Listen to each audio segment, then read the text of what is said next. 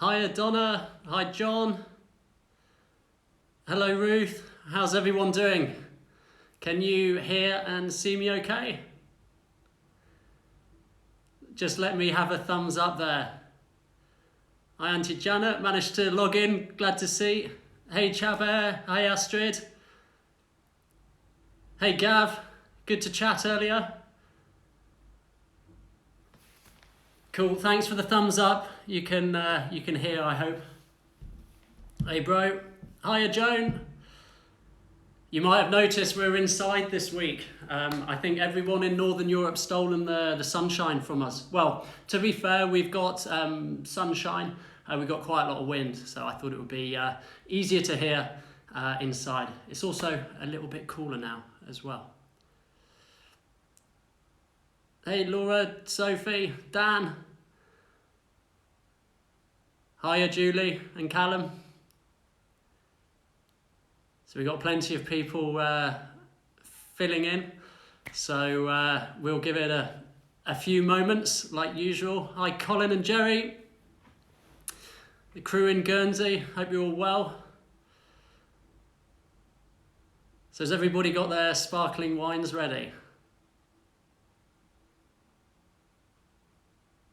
Let us know what you have. Drop us a message. Hey Webmaster Sven. Oh, fresh lobster. Living the dream, Colin. I hope Simon hasn't eaten it all. Hi, Sandra. Fizz ready to go. That's what we like to hear. Hey, Martin. Janice. The carver. We have...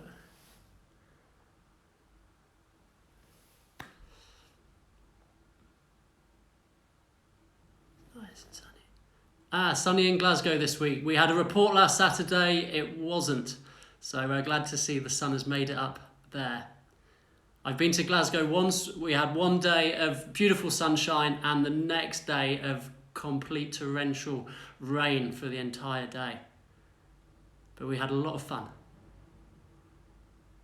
Rosé champagne. I'll talk a little bit about rosé champagne today as well, actually. So we had a lot of interest this week, a lot of sparkling wine fans out there. I guess Prosecco certainly is in fashion. The consumption has gone through the roof in recent years. So I will give a little bit of info on Prosecco as well.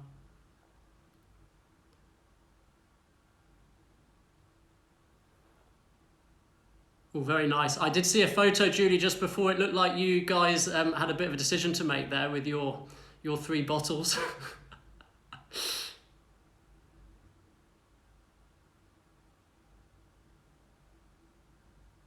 Okay. I think maybe we're there and we should make a start. Okay, well my name is Ollie, I'm from Tours Lanzarote. We've been running a few of these tasting sessions during the quarantine and the lockdown as a way of sort of passing on a bit of information on Lanzarote wines and our wine knowledge and just keeping in touch with everyone really. It's also given us something to do here and to think about, and it's been given us something to do to get out and speak to the wineries, to do a bit of extra research and fill in the days really. So thank you for that. I hope everybody is keeping well at home and using the time wisely and positively where possible, learning something new, and those that are working harder than ever, I guess. We here all salute you, and great stuff. So one thing I want to say as well, please feel free to start drinking. Don't wait for me. I'm going to do a little bit of talking today, maybe a little bit more than normal actually. So just yeah, obviously just help yourselves, and everybody's going to have different drinks, I'm sure. So I will try and cover the main ones at least, and pass on a little bit of information. We also have a couple of birthdays today. We were and ahhing about doing a sparkling wine presentation, just on the basis that didn't really feel like the time to be cracking open a bottle of bubbly necessarily, but we've done it, and we were encouraged to hear that it was Julie's birthday today, so happy birthday to you, and also to Michael Lenahan as well. So happy birthday both. We have an even better excuse to celebrate it today and have a sparkling wine. So hope you enjoy it and had a great day. I did suggest to Dan, he's been learning the guitar and playing more than ever these weeks, that we switch to him now, and he sings you happy birthday, but I couldn't get him to agree, sadly. So next time you see him, tell him. Okay, so I'm going to talk a little bit about Bodega Los Bermejos to begin with. They are the wine, the producer of the sparkling wine, which we call here a Brut Nature. I'm going to explain all about that during the presentation. It's made in the same way that champagne is made, and I'm going to try this one, okay? Some of you are probably a little bit worried about me. Normally you see me with sort of 2 or 3 bottles of wine or 6 bottles of beer behind me, but fear not, I do have another bottle of Bermejo just here, okay? And this is probably the bottle that many of you recognise, okay? It's very, very popular in Lanzarote.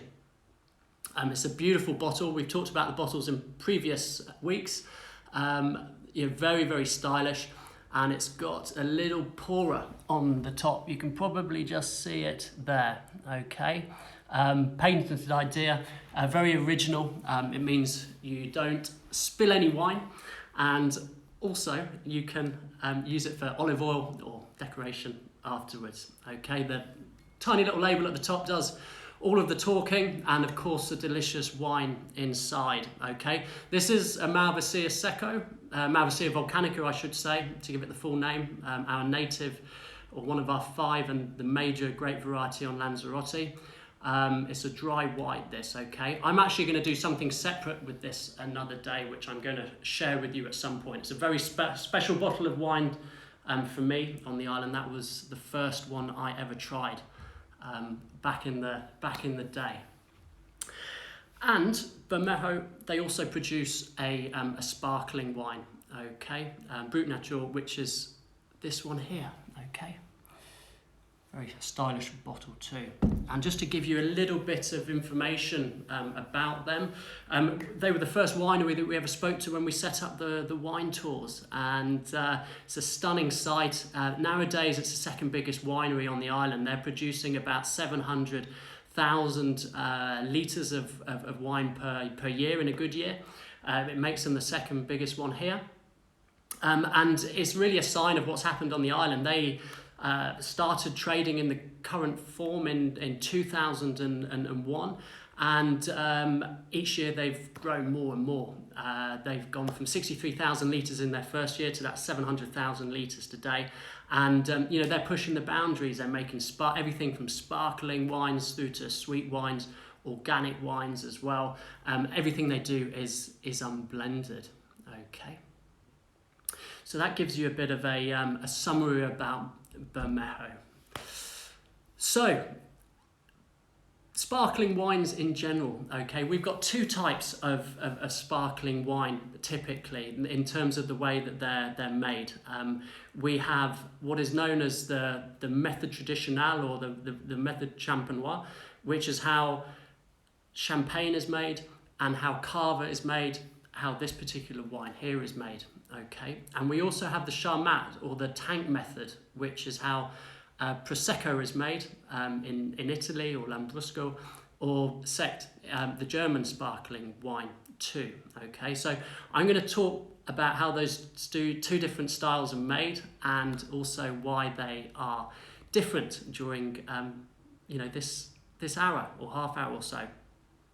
But where I'm going to start is probably the most famous one, champagne. Okay, and champagne, it is said that the French monk Dom Perignon founded it in 1697. Okay. At this point, anybody French might want to put their fingers in their ears. They might not like what I'm going to say. But then it was discovered that potentially in 1662, it was discovered in Gloucester in England by Christopher Merritt. Okay. He discovered the secondary fermentation and the bubbles in the wine, and he termed the name sparkling wine. Okay. I have done some research. I have been looking at many different things.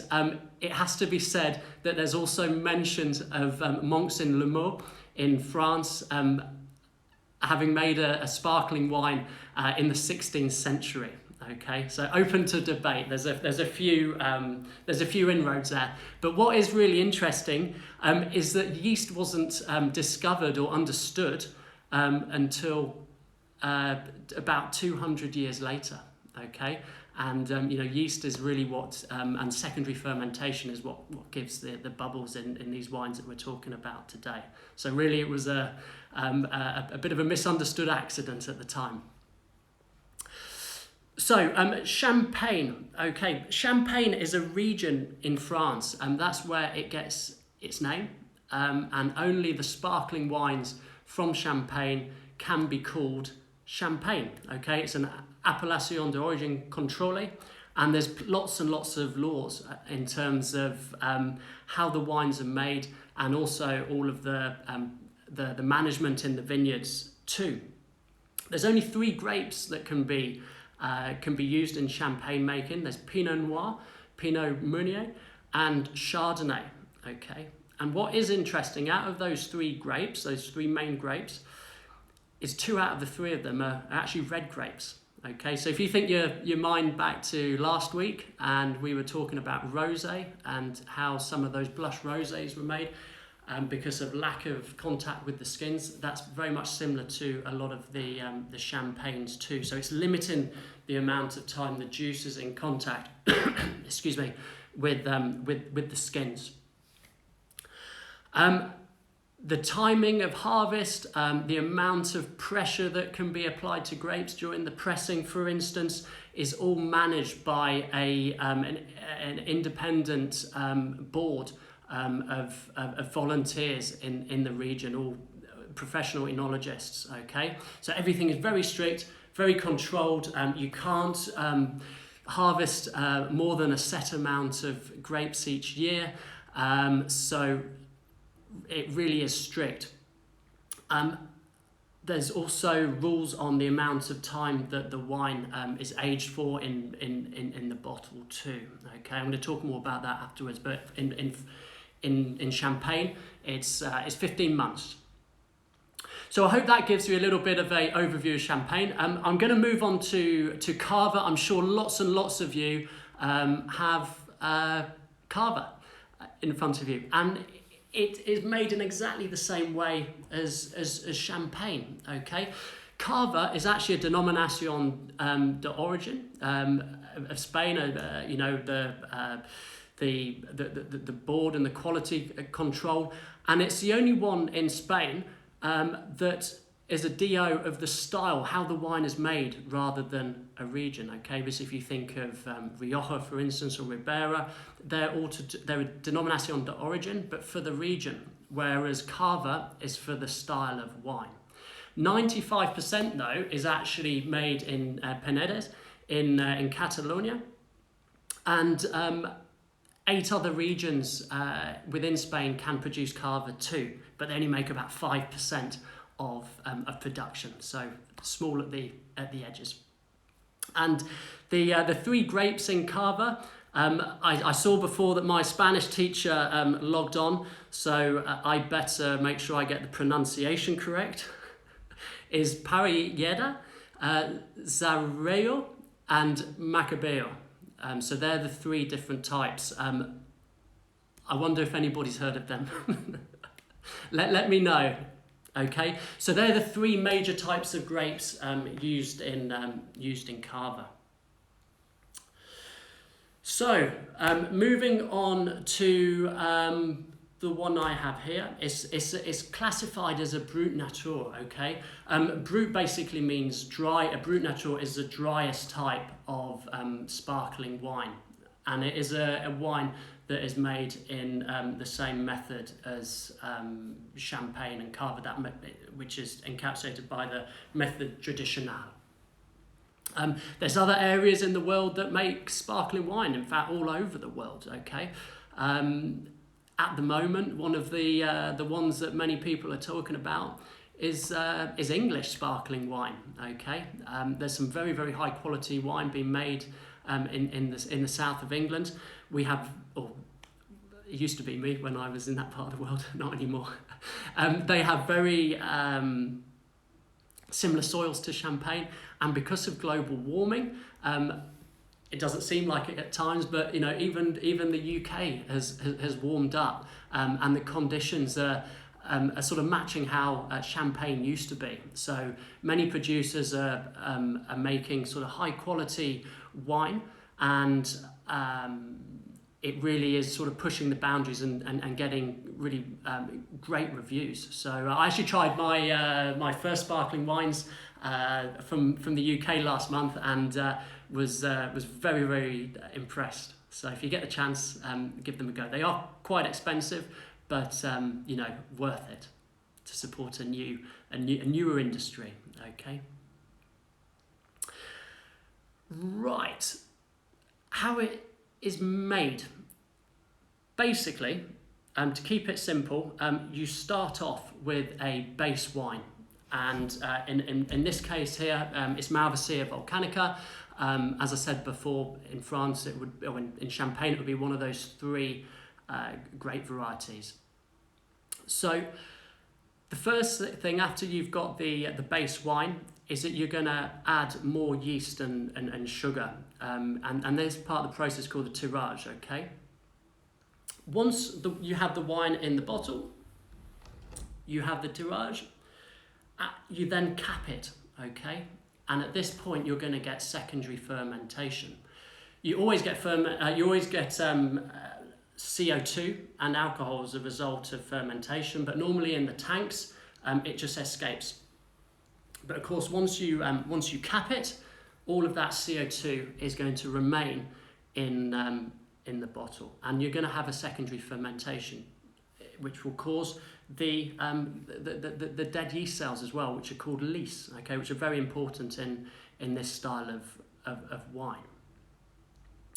So what will happen next is a period of aging, okay, with the lees in the bottles, okay. With Champagne, it's a minimum, absolute minimum of 9 months. And during that time, there's a process called riddling. Okay, the bottle, I'm not going to do it with this because I've got to open this later. I'm hoping not for any accidents. But basically, the bottle will be stacked with the neck pointing downwards.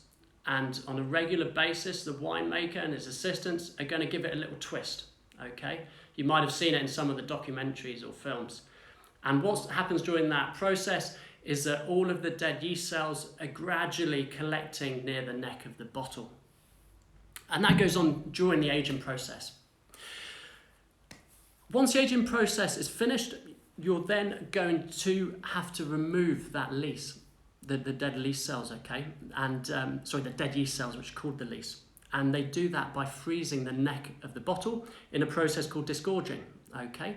They freeze the neck, and then because of the pressure in the wine, that ice is just going to pop out, okay?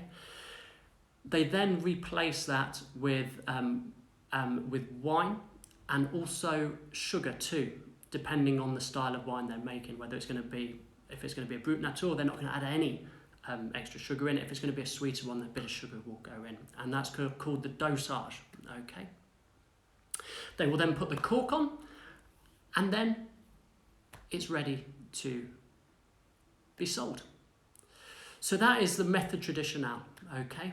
And typically with these styles of wines, because of the aging process, they're typically 90% is sort of dry to very dry. You're going to get relatively low fruit in there. The fruit that you do get is typically citrus. You're going to get biscuit, you're going to get a nuttiness in there, for instance. The bubbles are very fine in the method traditional because it's such high pressure, much higher than Prosecco within the bottles.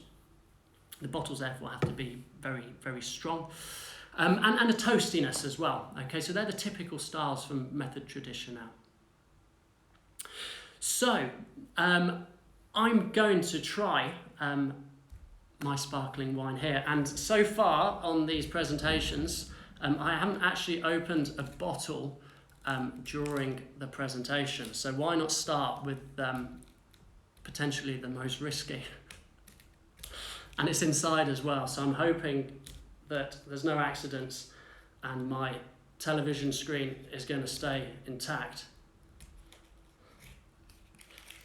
Okay, so the best way to do this is to tilt the wine at 45 degrees, and we need to remove the cage, okay? And we do that with 6 twists of the cage. And then what I'm going to do is just slacken that off while keeping my finger on, or the thumb, on the cork. Because inside the bottle, there's about 3 times the pressure that's what's in a car tyre. And then I'm going to twist the bottom of the bottle, and hopefully, there we go. I'm going to keep that tilted. Perfect. And then I'm going to pour myself.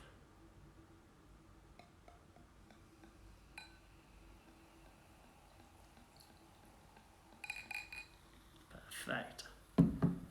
So that was uneventful, which I was very pleased about, or went to plan. Okay. Cheers, everyone.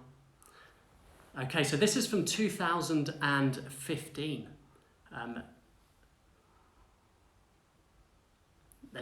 There is a fruitiness to it. It's from Malvasia Volcanica, okay? And if anybody has the chance to try one of these in Lanzarote, I thoroughly recommend it.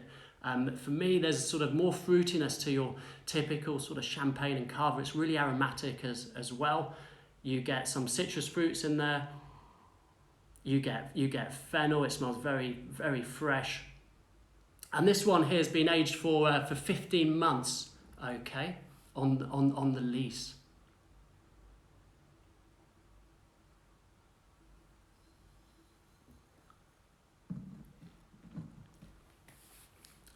It's absolutely delicious, okay? It's really, really refreshing. There's a lovely balance of acidity in there with the fruitiness and those sort of toasty notes as well.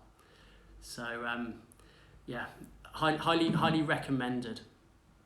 Incidentally, the harvest in France in Champagne is typically around the end of September into October time. In Lanzarote, the first grapes that are harvested are for these wines here, because we don't need as high a sugar level to be able to produce this wines. This wine here is 12.5% strength. Okay. The still wine, which I have just here, is 13.5%. The grapes are harvested a few weeks later, or a week or so later. But the first one's always a sparkling. Okay, I hope that is all making sense, everyone. And I am going to move on to the other method of sparkling winemaking, which is known as the tank method, or the Charmat method, named after the guy that managed to patent it in 1907. He didn't invent it, but it was an Italian enologist that sort of got the ball rolling on this style, and then Eugene Charmat took it on a step further a few years later. And unlike Cava, I'm going to start with Prosecco. And Prosecco is a denominación de origin in terms of a region, okay? It's actually, there's actually 9 different provinces in northeastern Italy that are allowed to make Prosecco. There is actually a little village as well named Prosecco too, just so you know. And the grape variety is called Galera. 85% of Prosecco must be made up of that grape, and then 15% can be from other varieties too. Okay. The method of making the tank method or the Charmat method is different. It's much quicker. Okay, Prosecco can be turned around in about 30 days, although the good ones typically take up to about 9 months. But Prosecco is a type of or style that you do want to be drinking young, because that's when you get the most fruit out of it.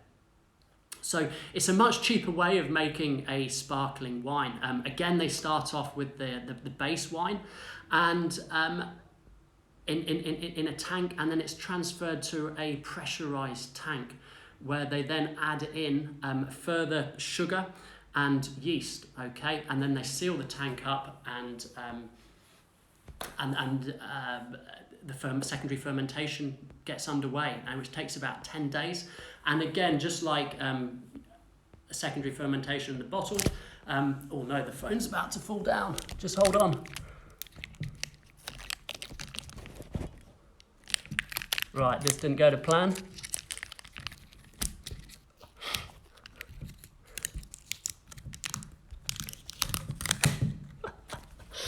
It was always going to happen. Right, how's that? Okay, so once the tank is sealed and you add in the sugar and the yeast, you get a secondary fermentation. And because it's sealed, all of that CO2 is staying within the tank, and it gets absorbed by the wine. Okay, it then gets filtered. They take all of the dead yeast cells, for instance, and then they do add another dosage at the end, just like the champagne, or in a way it's like the champagne, and that gives the wine the required level of sweetness. Okay, as I said, that is a relatively quick process. It can be turned around in 30 days, so it does mean that the Prosecco is cheaper. And the typical style of Prosecco, okay, is that it is fruitier. It's less toasty than the method tradition now. There's not as much time where the yeast has been in contact with the wine, so it doesn't pick up that biscuity, the yeasty, the toastiness in the same way. It's typically a little bit sweeter and a little bit fruitier, and the bubbles are a touch larger because you haven't had the same pressure involved in the winemaking process. But Prosecco, as I was saying to the early listeners, it really has taken off over the last few years. And if you go back to 2008, there's about 150 million bottles a year sold, and nowadays it's over 600 million bottles a year. To give that some sort of perspective, champagne, they're producing about 300 million bottles a year. Okay, so Prosecco's about double that now. So I hope that has given everyone an overview on sparkling wines. Did it make sense?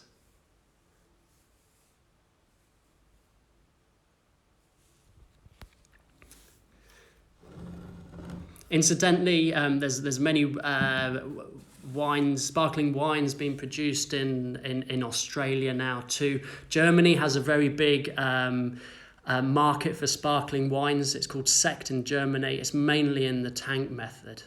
Okay. Are there any questions or comments out there, guys?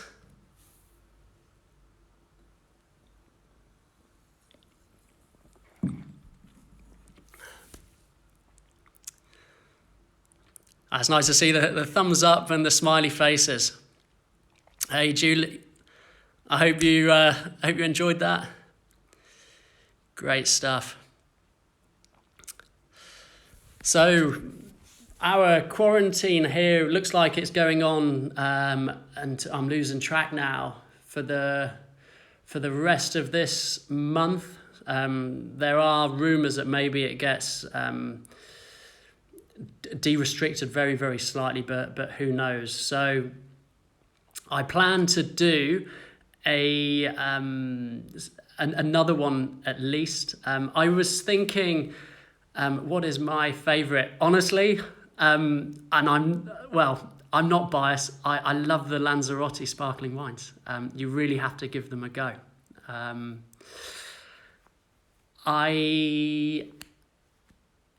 was thinking of something different. Maybe we could do, somebody suggested an organic wine last week. We could talk a little bit about the process of organic wine making. And we could also do maybe an orange wine, which would be interesting. Okay. I will do a bit of research this week. How many bottles of Cava sold? Off the top of my head, Jerry, I don't know. I would, if I was a guessing man, no, I'm not going to say it because I'll get held to it. I will have a look and I will let you know. I would say more than champagne and less than Prosecco. But I'm going to look into it and I will drop you a message.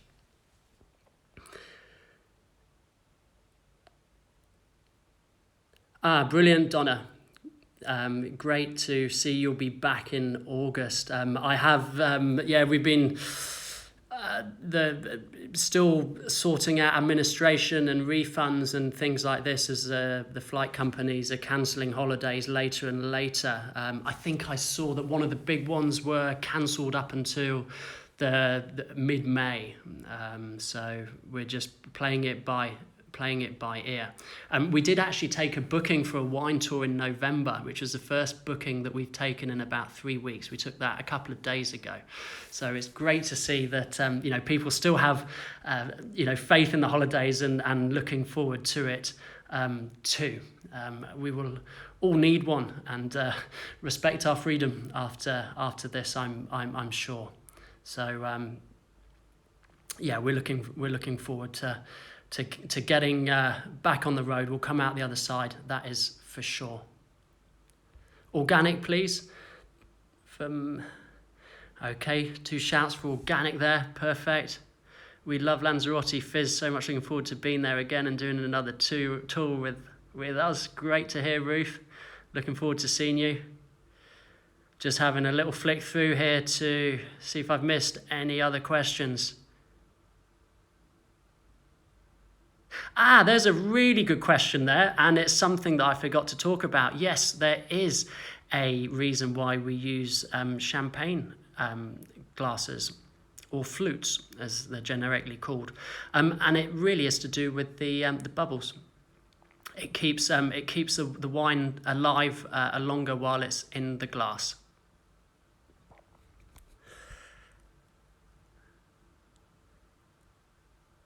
We hope to see you in August, Gilly. Gavin. Behave yourself.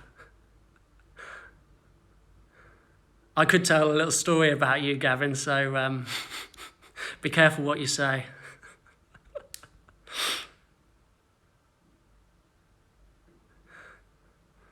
A dimple on the bottom. I've read lots of different things about the dimples on the bottom over the year, to do with sediment, to do with holding it too. But nowadays, I don't believe it has too much of a significance in any bottle of wine.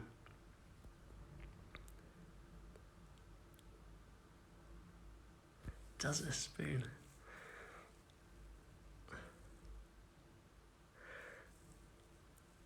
Are you trying to stitch me up, Tobin? Does a spoon in the top of a bottle stop bubbles escaping, or is it a myth? Did you've been drinking your bottles rather than your glasses, as advised on the advertisement for this, haven't you? Okay. Right, guys. If there are no many,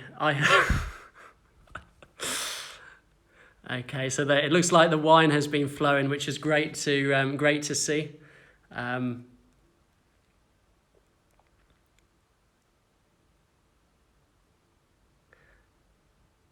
Hey, nice to hear from you. Cheers. Hope you've got a glass of fizz there. Okay. Right, guys. Well, look, enjoy your Saturdays. Julie and Michael, enjoy the rest of your birthdays. I hope you've got a nice dinner planned at home later. And we will see you next week. Keep an eye out on our social media. We'll put something up. 6 o'clock, again, I think that time works. If not, let us know. Take care, guys. Stay safe, stay well, and keep doing as we're all told. All the best.